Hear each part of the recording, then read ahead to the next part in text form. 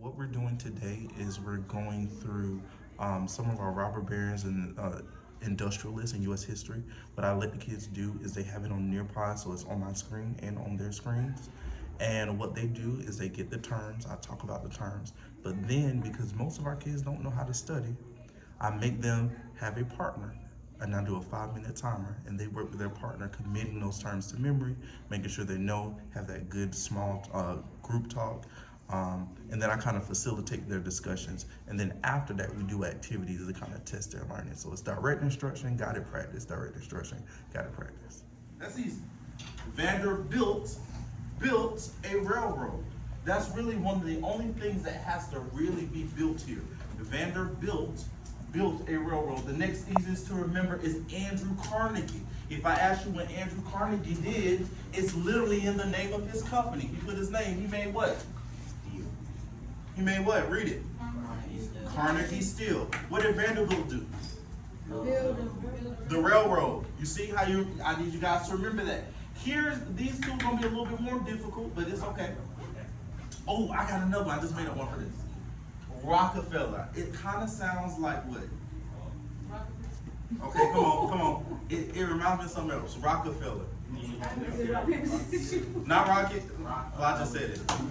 It reminds me of a rocket. I don't know if that reminds you of a rocket. I think of rocket when I see Rockefeller.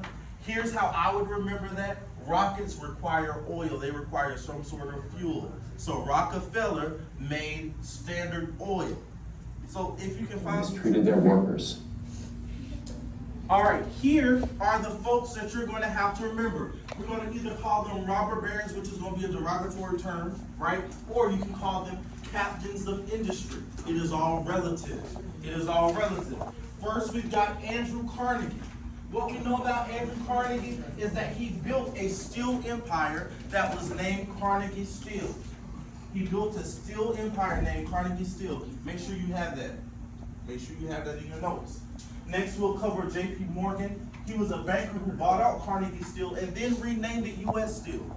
I feel like kids like this guy because he's a really good teacher. He makes sure we get the information, and he's very calm with us. Like, he's understanding. He makes sure we know everything that we need to know and when we need to know it. Very instrumental in World War I in funding the war. Thank you, ladies.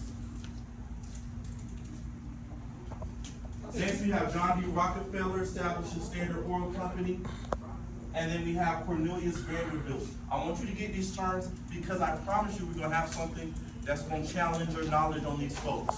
So even if you get done early, what you need to be doing is making sure you memorize these people and what they contribute.